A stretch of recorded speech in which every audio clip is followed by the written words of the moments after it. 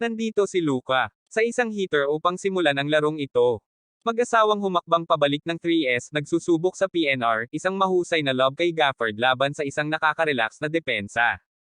Kung bago ka pa lang po sa aking channel baka pwede naman po pakipindot subscribe button pati na rin po notification bell para po palagi ka updated sa susunod ko video. Maraming salamat po. Nasa kamay niya ang lahat, alas 8:50 ang natitira sa 1Q, Mavericks 13, Thunder 4. Luka Doncic sa mainit na simula.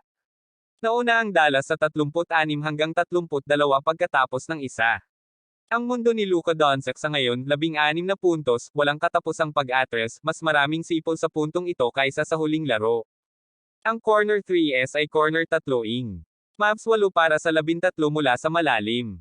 Talagang magandang quarter para sa lineup ng Joel Chet. Hukayin ang OKC sa isang maagang butas. Si Shai Gilgeous-Alexander ay may 10 puntos. And 1Q, Mavericks 36, Thunder 32. Si Luka Doncic ay nasa isang misyon. Laro ng pagtakbo. Pinaikot ni Luka si Dort sa labas ng frame, nakakamiss. Inagaw ni Shai ang ilang talampakan mula sa kanyang tagapagtanggol pera. OKC pababa 8, alas 3:30 na lang sa 2Q, Mavericks 50, Thunder 51. Shai Gilgeous-Alexander, OKC cheap ang away sa Dallas lead. Isa pang araw, panibagong dolyar o $20,000 para sa isang Thunder fan sa paligsahan. Ang Thunder ay maaaring magkaroon ng pinakamahusay na mga tagahanga ng pagbaril sa NBA. Sa ikatlong pagkakataon sa 4 na laro sa playoff, isang tagahanga ng Thunder ang gumawa ng half-court contest shot.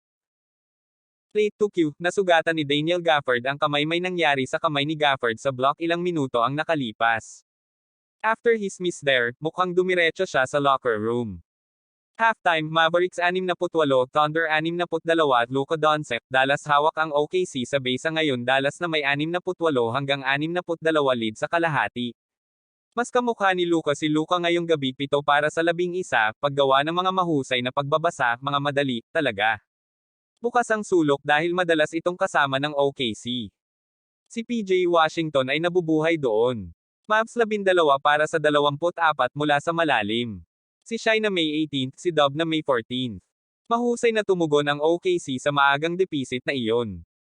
Sinimula ni Aaron Wiggins ang ikalawang kalahati kapalit ni Josh Giddey para sa Thunder. Nagpost si Giddey ng plus-minus na -14 sa loob lamang ng 8 minutong nilalaro sa first half. 44 minuto pasado alas 2 ang natitira sa 3Q, Mavericks 74, Thunder 81. Isang deflating play at sequence lang mula kay Tim Hardaway Jr. 4-point play sa transition at nilero ito ni Cason Wallace na parang alam niyang darating ito. 10 straight points para sa kanya. And 3Q, Mavericks 79, Thunder 80. Si Tim Hardaway Jr.